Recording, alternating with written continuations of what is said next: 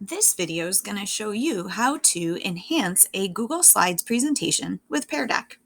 First, we need to get the add-on.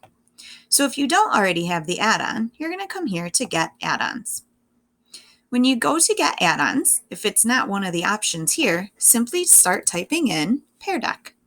You want to choose the one Pear for Google Slides, and then go ahead and be sure to install. Once you have the add-on, you'll come back here, you'll click Add-ons, you'll hover over Pear for Google Slides add-on, and then click Open. A bar over here on the side will open up with all of your options. So let's take a quick tour. Here you have the template library, where you have templates for the beginning of a lesson, middle of the lesson, and end of the lesson. There are also some slides that promote critical thinking, social emotional learning, and then others that are specific to content areas or even age groups like our littles. Another sweet feature is where you can add in your own type of question. So if you have your own questions and you want to make them interactive, you're going to use these guys, and I'll show you that in a moment. You also have the option to record some audio or upload audio files right into your presentation. And then lastly, there's some internet awesome information, as well as another video of how Pear works.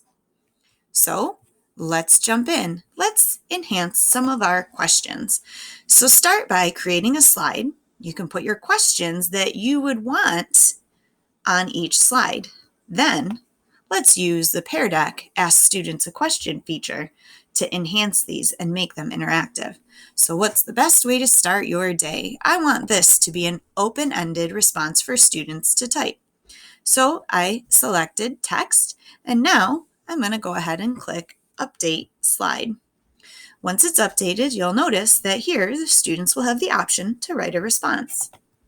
How about this one? You can brighten someone's day with a smile. I want to make that a true or false.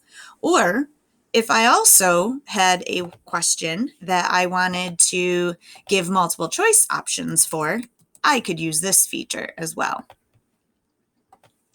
And then once you're done adding your choices, update your slide. Here is a question asking for students to put a number in.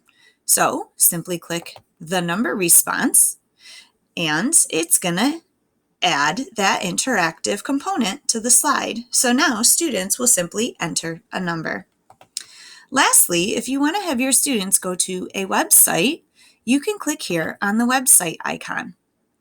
Then you'll be asked to type in the website, and then it'll show you that it's going to work, and then click Update the Slide.